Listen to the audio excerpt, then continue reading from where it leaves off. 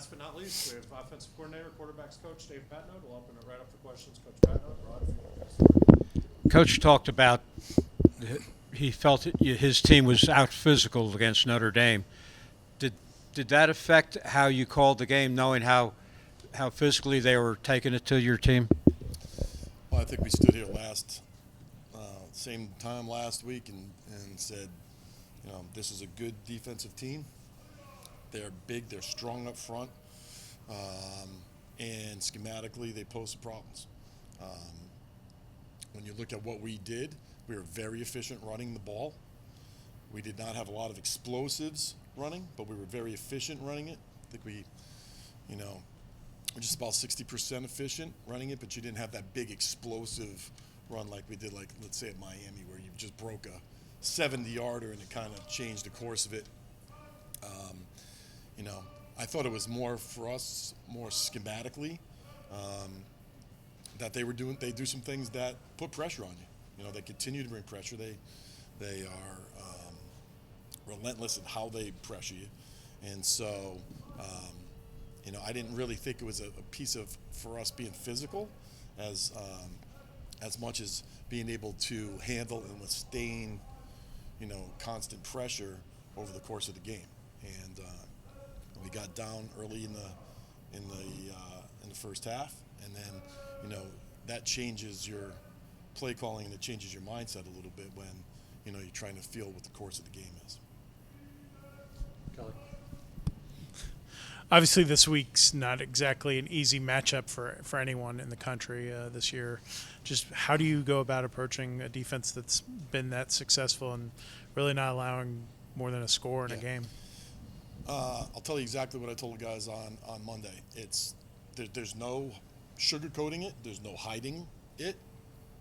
Put the stats up. This is what it is. This is the reality of what it is. They're really good. These are the things that they do really well. These are the players. This is who they are. And you have to have a plan to attack it. And you have to know what your matchups are. You have to know where you have to be able to do the things that you can do best against what they're doing.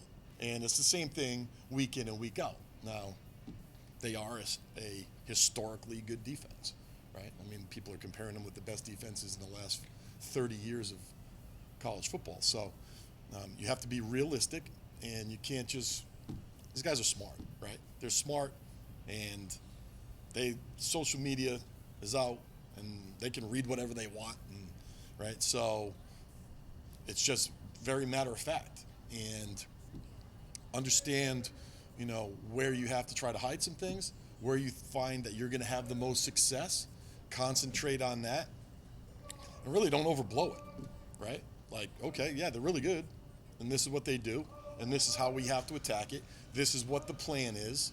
This is how we can attack them. These are the things that we can run. These are the things that we probably need to stay away from. And, you focus on that, and you give them the best opportunity as a staff to go out and compete and have confidence and go out and play. And really what we told them was it's a super opportunity, right? Very rarely does it happen that, you have a rivalry game, and it's the number one team in the country, and it's a tremendous challenge. So as a guy in life, you have two things you can do. You're either the dude that says, yup, I love it. I'm taking the challenge. I'm going to hit it straight on. We're going to go compete. We're going to fight, do the things that we normally do week in and week out. Or you're not. And you're the kind of person that's going to cower, make excuses, hide in a corner. That's not us. That's not us. That's not who we are. That's not what we're about. We're going to have a great mindset. We're going to go out and attack and come out and be excited to play and excited to take on the challenge. Okay. I wanted to ask you about Jordan Yates.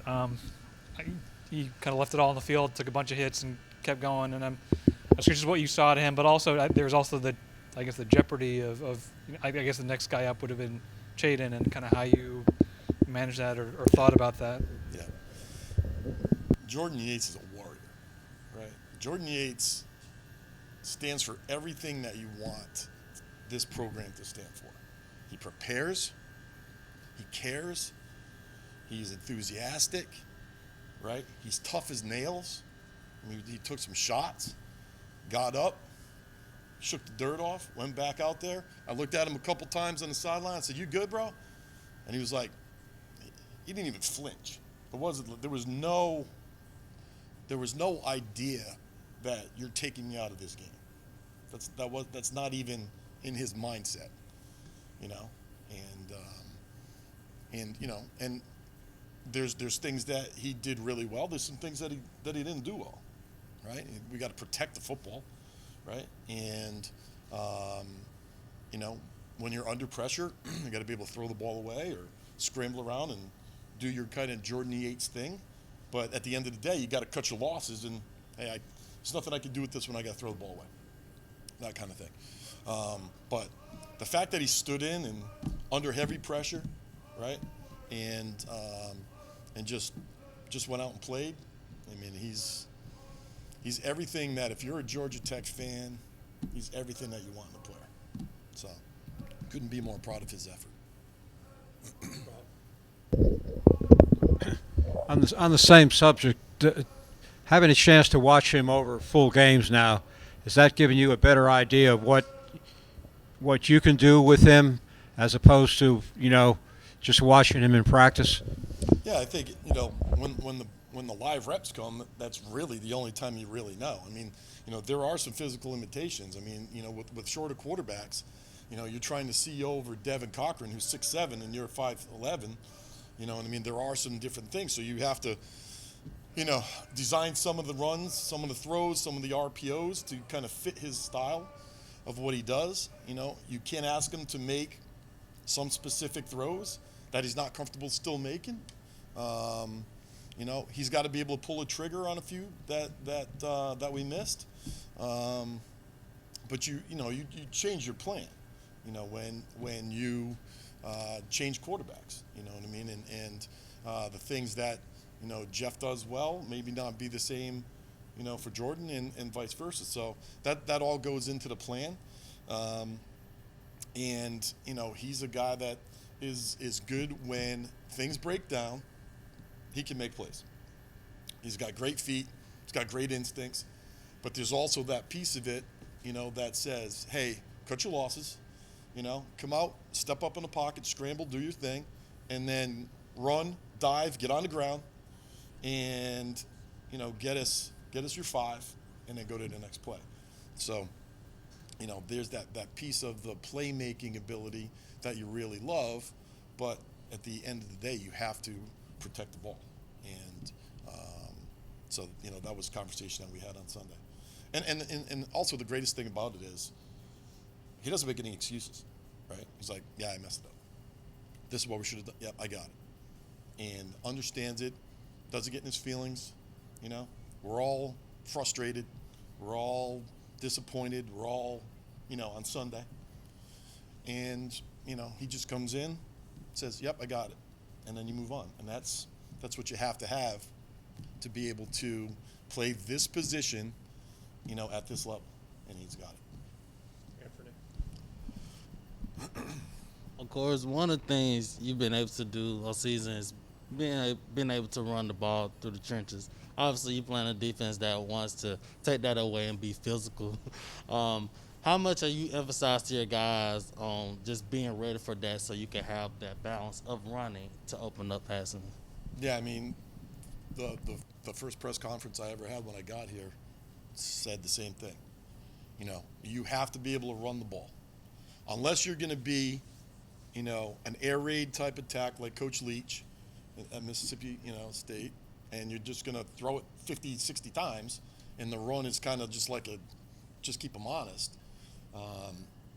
You have to be able to establish the run, and we have pretty good running backs, right? So you can't get away from what you're good at, what your players are, and who they are, and what you do best, you know. So you have to be able to try to go out there and establish the run, and, you know, maybe do it a different way, or give them different things to look at, or, you know, those type of things. But, you know, we've tried to do that the whole year, is, you know, hide this and move this, and, you know, but at the end of the day, you're running the same plays, and they have some very large humans, up front. So moving those guys out of the way is a little bit different. So you have to attack some things different.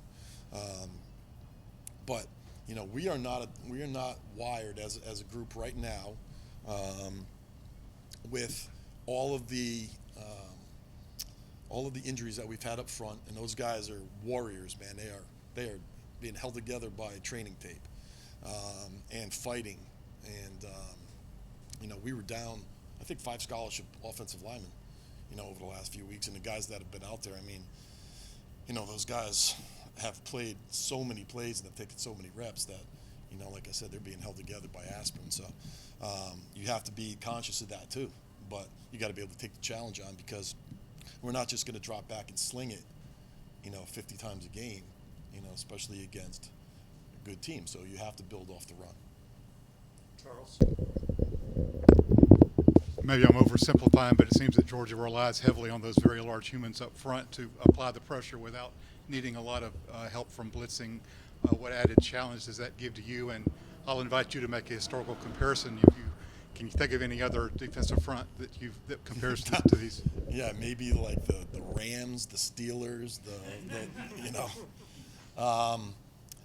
they're different than a lot of the teams that we play because they two-gap you inside.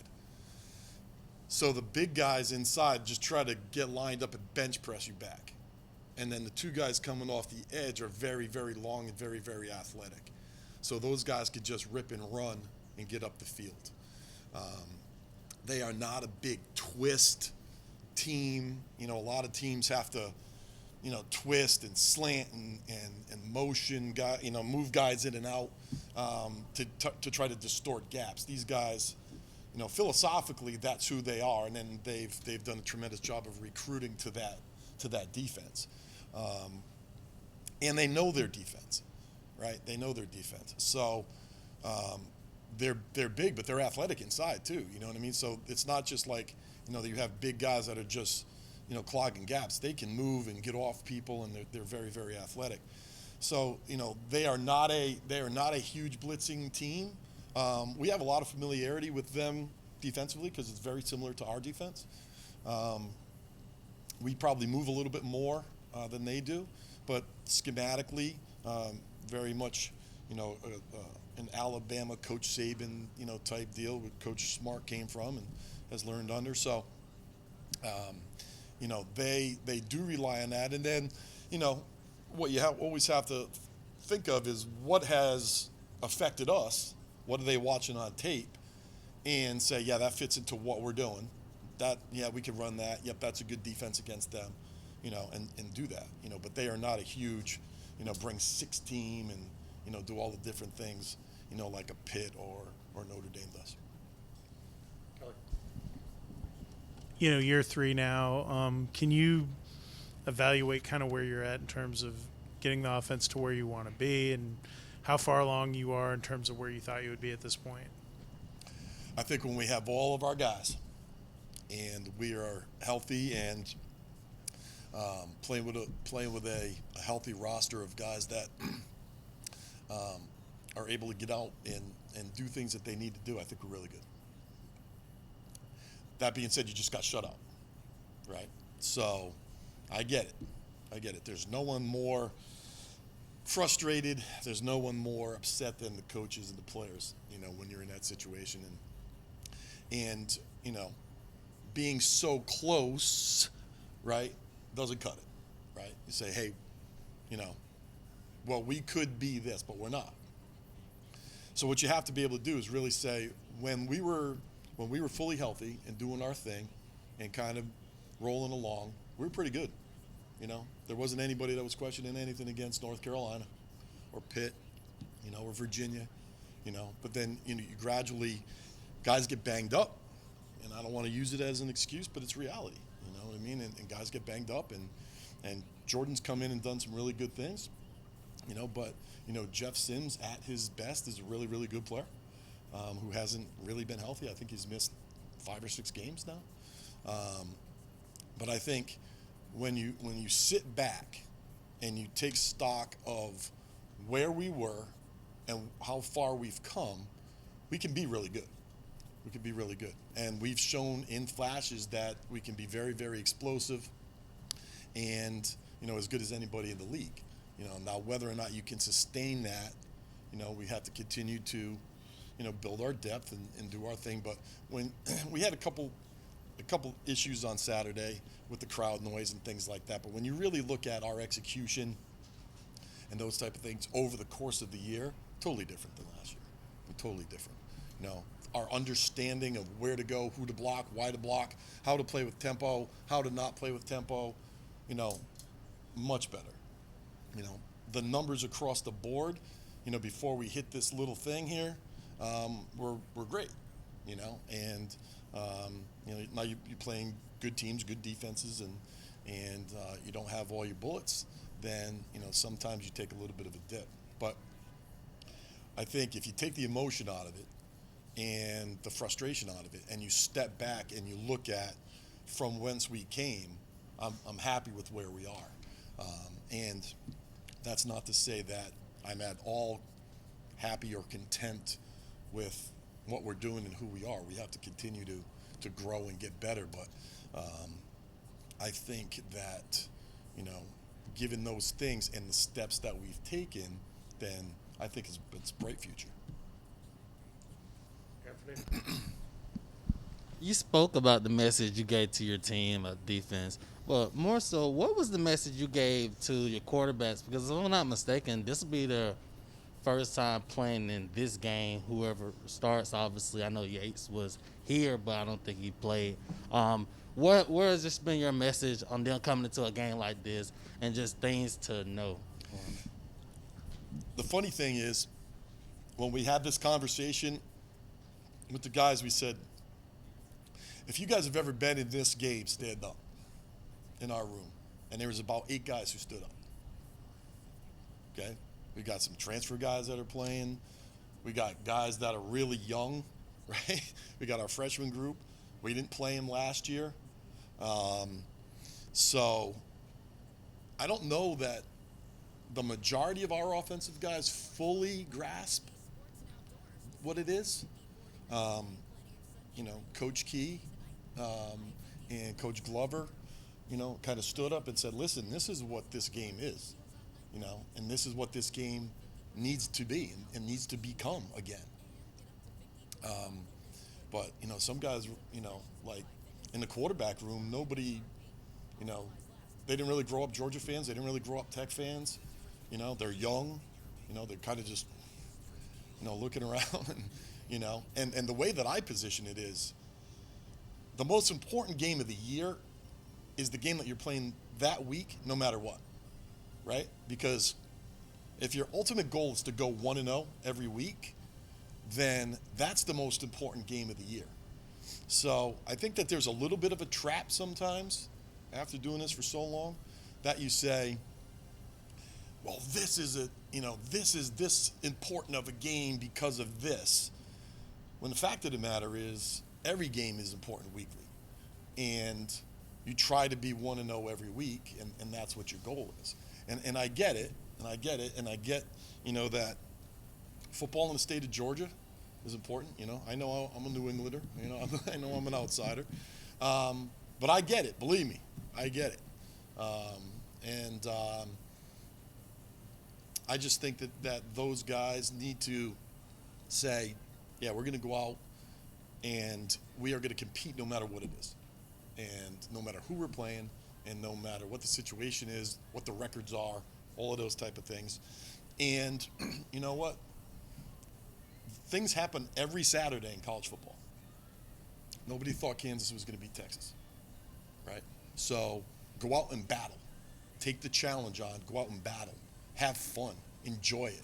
The place is going to be packed, right? Just go play. You don't get to do it a lot, right? We worked the whole year to play 12 games. So let's just go out and compete, lay it on the line, and have fun doing it, and then see where the chips fall. Thank you, Coach. Thanks, guys.